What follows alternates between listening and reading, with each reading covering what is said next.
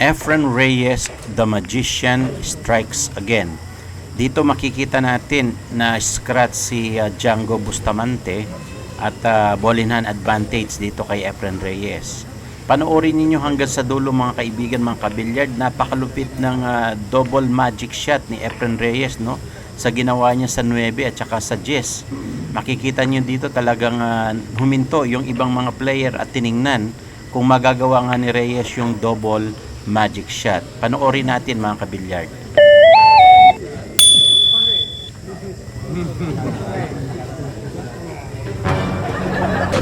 Here I come.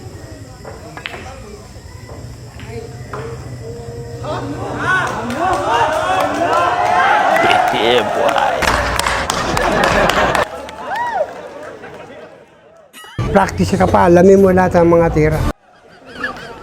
Another one.